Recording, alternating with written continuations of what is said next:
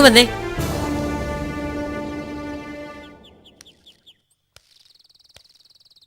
എന്നെ ചതിക്കായിരുന്നു അല്ലേടി? എന്താ നിന്റെ നാവിറങ്ങിപ്പോയോ? നടന്നു ഒന്നും ആരെ അറിയിക്കില്ലെന്ന് വാക്ക് തന്നല്ലേ? എന്നിട്ട് എനിക്ക് മനസ്സിലായില്ല, ഞാൻ എന്ത് ചതി ചെയ്തു? നിർത്ത്. നന്നാവുന്നുണ്ട് നിന്റെ അഭിനയം. ഇനി എന്നെ പൊട്ടം കളിപ്പിക്കാൻ നോക്കരുത്. ചതിയല്ലെങ്കിൽ പിന്നെ എന്താണ് ഇതിന്റെയൊക്കെ അർത്ഥം? ആ കുഞ്ഞിനെ തട്ടിക്കൊണ്ടു പോകാൻ ഞാനാണ് ആളെ വിട്ടതെന്ന് നന്ദൻ എങ്ങനെ അറിഞ്ഞു? വീട് പണിയുടെ പേരും പറഞ്ഞ് ഞാൻ അവിടെ ചെന്നത് ദമയന്തി കാണാനായിരുന്നെന്ന് ആര് പറഞ്ഞു അയാളോട്?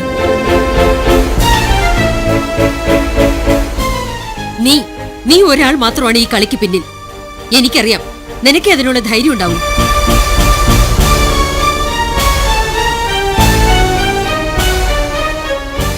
അല്ലെന്ന് നിനക്ക് നിഷേധിക്കാമോ? നിന്റെ കഴുത്തി കിടക്കുന്ന ഈ താലി തൊട്ട് നിനക്ക് സത്യം ചെയ്യാമോ? രക്ഷപ്പെടാൻ വേണ്ടി കള്ളത്തരം ആലോചിച്ച് തല പുണ്ണാക്കണ്ട. എല്ലാം ഞാൻ അറിഞ്ഞു. നന്ദൻ ഇവിടെ വന്നിരുന്നു. വള്ളി പുള്ളി വിടാതെ നടന്നതൊക്കെ അയാൾ ഇങ്ങോട്ട് വിസ്തരിച്ചു. ഗായത്രി ദേവിയുടെ ചരിത്രവും ജാതകവും ഒക്കെ ഭംഗിയായി പറഞ്ഞു കൊടുത്തിട്ടുണ്ട് നീ അയാൾക്ക്. കൊള്ളാം. എന്നോട് ചെയ്യാൻ കഴിയുന്ന ഏറ്റവും വലിയ പ്രതികാരം അത് നീ ഭംഗിയായി ചെയ്തു കഴിഞ്ഞു.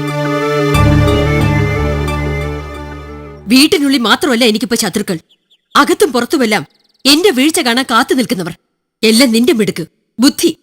കൊള്ളാം, സമ്മതിച്ചു തന്നിരിക്കുന്നു ഞാൻ. എന്റെ മുറിയിൽ കയറി വന്ന് എന്നെ ഭീഷണിപ്പെടുത്തി അയാൾ. നിന്നെ നിന്റെ മോളെ ഉപദ്രവിച്ചാൽ അയാൾക്ക് പൊറുക്കാനാവില്ലെന്ന്. കൊന്നുകളയുമത്രേ.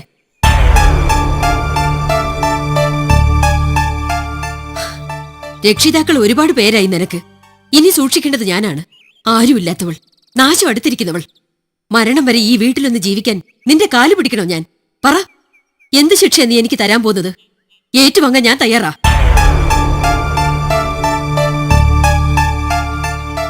എനിക്കെതിരെ ഇനി ഒരുപാട് തന്ത്രങ്ങൾ നിന്റെ മനസ്സിലുണ്ടാവും. ചിലപ്പോ അതൊന്നും മുൻകൂട്ടി കാണാൻ എനിക്ക് കഴിയില്ലായിരിക്കാം. ഒരപേക്ഷയുണ്ട്. ദേവമംഗലത്തെ ഗായത്രിയുടെ ചിതയ്ക്ക് തീ കൊടുത്താൻ പോലും മക്കൾ കറപ്പാണെന്ന് നാട്ടുകാരെ കൊണ്ട് പറയിപ്പിക്കരുത്. അത്രയെങ്കിലും ഔദാര്യം കാണിച്ചൂടെ എന്നോട്? അമ്മേ,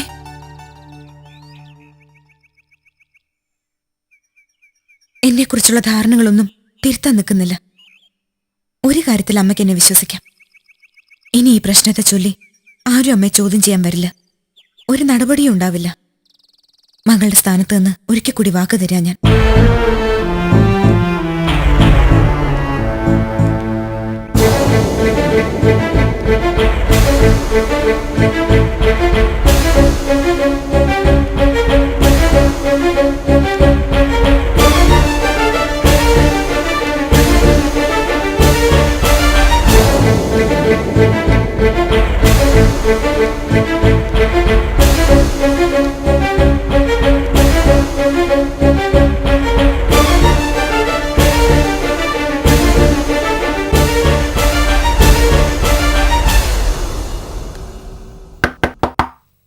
ഉഷേച്ചി,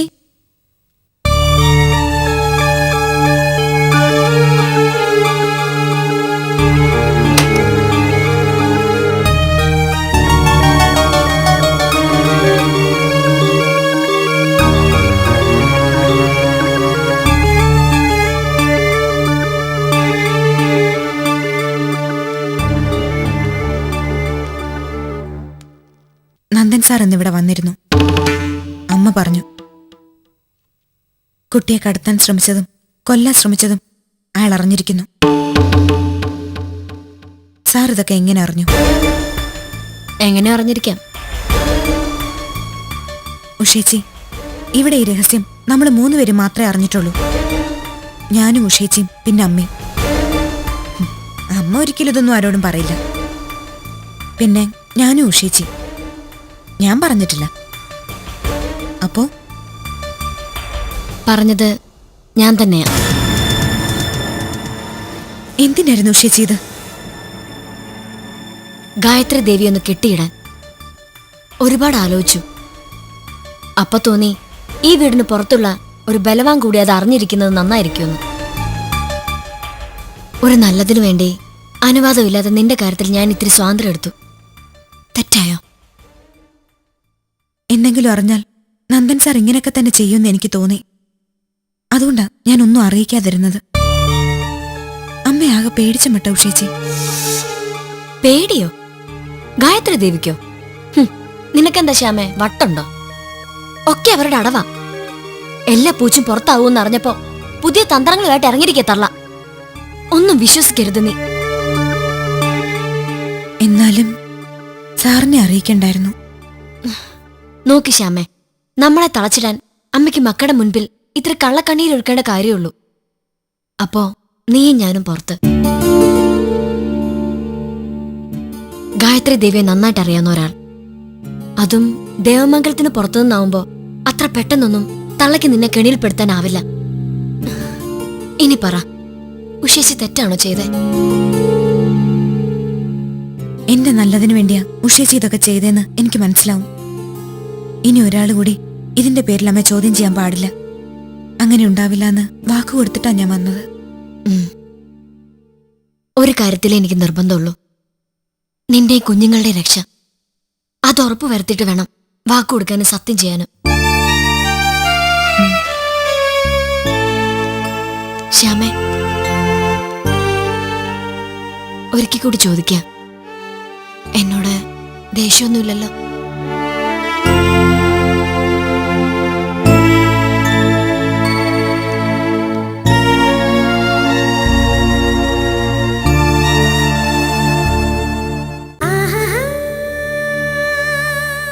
കുടുംബിനി പരമ്പര ഇടവേളയ്ക്ക് ശേഷം തുടരും.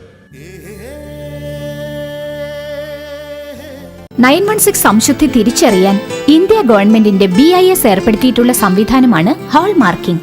എല്ലാരും പറയുന്നു 916, ഭീമ നൽകുന്നു 916.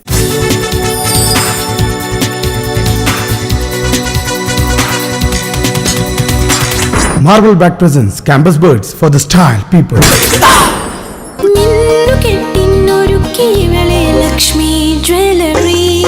Lakshmi Jewelry, Gold Supermarket, Kodungalur.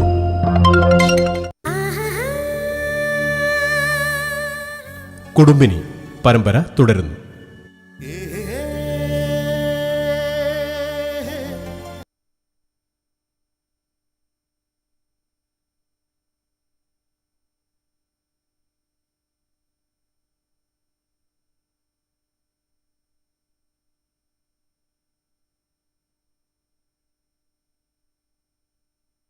നന്ദേട്ടാ, Aluva ബ്രാഞ്ചിലെ മൂർത്തി സാറ് പിന്നെ വിളിക്കാൻ പറ.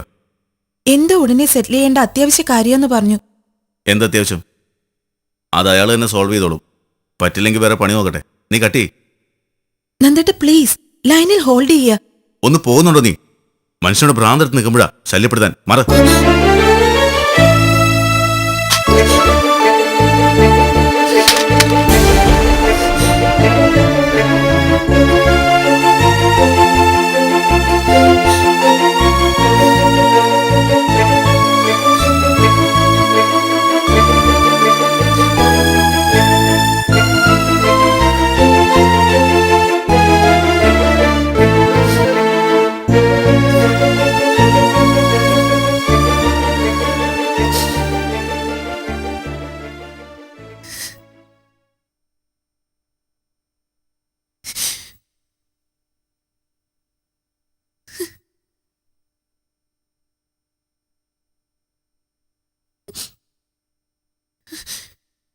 ജ്യോതി, ഐ എം സോറി. വേണ്ട. നന്ദേട്ടൻ എന്താ പറഞ്ഞേ? ഞാൻ ശല്യമാണെന്ന്. എന്ന് മുതലാ ഞാൻ ശല്യമായി തോന്നി തുടങ്ങിയത്?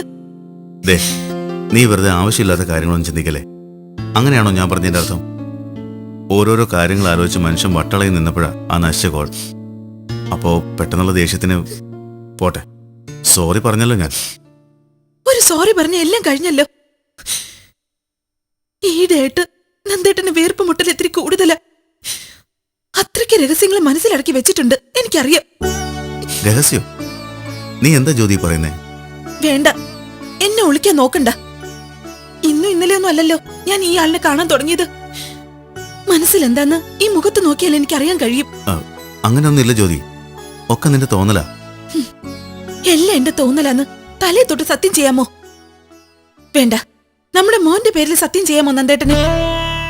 സത്യം ചെയ്താലേ നിനക്കെന്നെ വിശ്വാസമാവുന്നുണ്ടോ? ഇതുവരെ അതിന്റെ ഒന്നും ആവശ്യമില്ലായിരുന്നു എനിക്ക്. ഒരു മൂളലോ നോട്ടോ മതിയായിരുന്നു. പക്ഷെ ഇപ്പൊ നന്ദേട്ടൻ എന്നിന്ന് ഒരുപാടങ്ങ് അകന്ന പോലെ തോന്നാം. ഒന്നുമില്ല ജ്യോതി, അങ്ങനൊന്നും ഉണ്ടാവില്ല ഒരിക്കലും. കള്ളം. എന്തിനാ നന്ദേട്ട എന്നോട് ഇങ്ങനെയൊക്കെ? എന്റെ അസുഖത്തെ പേടിച്ചിട്ടാണോ ഈ ഒളിച്ചുകളി? നോക്ക്, മോനും നന്ദേട്ടനും എന്നും എന്നോടൊപ്പം ഉണ്ടാവുന്ന വിശ്വാസം മാത്രം മതി എന്റെ ഹൃദയത്തെ ബലപ്പെടുത്താൻ. ജ്യോതി, മറിച്ച് എന്നെ ഒഴിവാക്കാനോ മറയ്ക്കാനോ ശ്രമിച്ച അതൊന്നും താങ്ങാനുള്ള ശക്തിയില്ല എനിക്ക്. ഒരു നിമിഷം പോലും പിന്നെ ഞാൻ ഉണ്ടാവില്ല, അത് ഉറപ്പാ.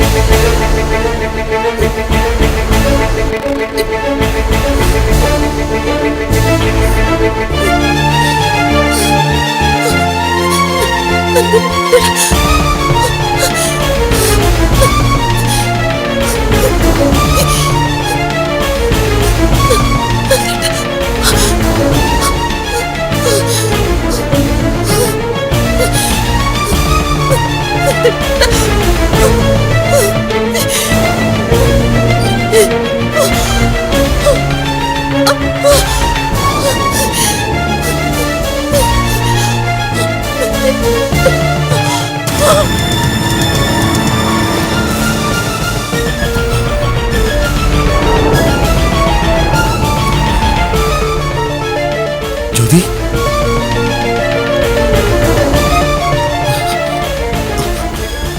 ജ്യോതി മോളെ, ജ്യോതി, ജ്യോതി മോളെ, ജ്യോതി മോളെ, എന്തു പറ്റി?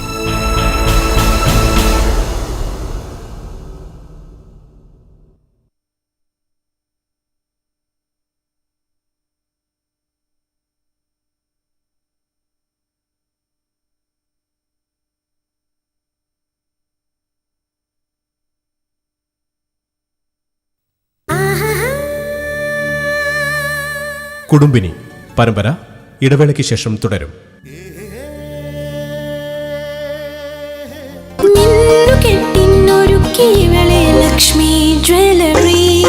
Lakshmi jewellery gold super market Kodungallur.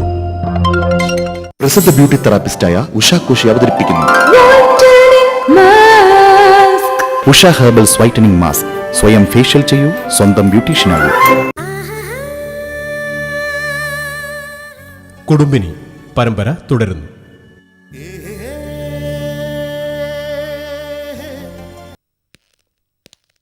നന്ദം വിഷമിക്കണ്ട, അങ്ങനെ ഒരു ക്രിട്ടിക്കൽ സ്റ്റേജിലൊന്നും അല്ല ജ്യോതി ഇപ്പോൾ. പിന്നെ ഞാൻ എപ്പോഴും പറയാറുള്ളത് പോലെ മരുന്നിന്റെ ശക്തിയൊന്നും അല്ല ജ്യോതിയുടെ കാര്യത്തിൽ ഇപ്പോൾ വർക്കൗട്ട് ചെയ്യേണ്ടത്, മനസ്സാണ്. അതിനൊരു തരത്തിലും പ്രഷർ കൊടുക്കാതിരിക്കുക. നേരെ എന്തോ ഒരു വിഷമം അവരുടെ ഉള്ളിലുണ്ട്, അതായപ്പോഴത്തെ പ്രശ്നം. എത്രയും പെട്ടെന്ന് നന്ദനത് ക്ലിയർ ചെയ്യുക. ദെൻ ഞാൻ ഇറങ്ങുന്നു. എന്തെങ്കിലും അൺഈസിനെസ് തോന്നിയാൽ അപ്പോൾ തന്നെ എന്നെ അറിയിക്കുക. ഓക്കെ?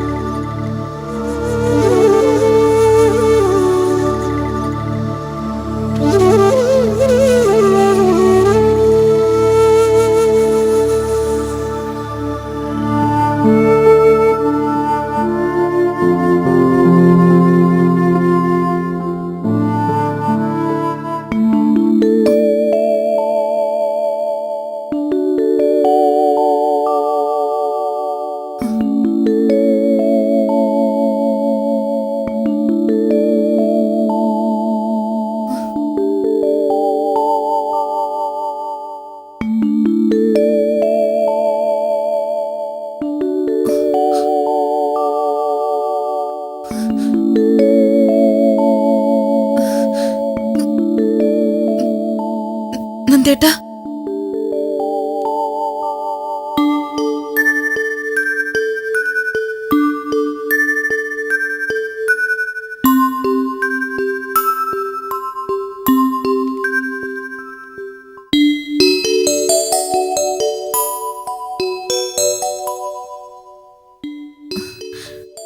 എന്താ നന്ദേട്ടാ എനിക്ക് പറ്റിയത്?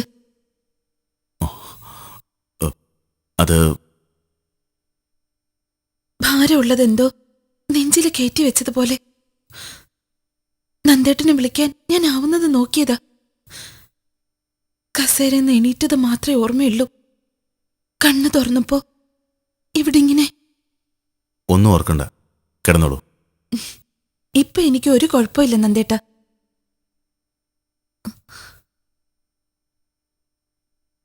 ഡോക്ടർ വന്നിരുന്നുല്ലേ?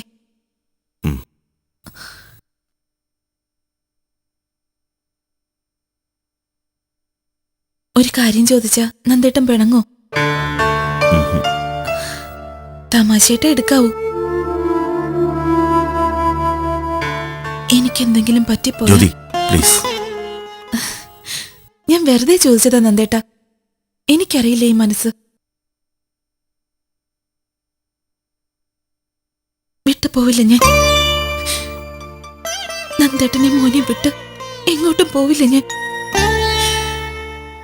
അത്ര പെട്ടെന്നൊന്നും എന്നെ മടക്കി വിളിക്കില്ല ദൈവം. എനിക്ക് ഉറപ്പുണ്ട്. മോനെവിടെ നന്ദേട്ടാ? ഉറങ്ങാ. എനിക്ക് അവനെ ഒന്ന് കാണണം.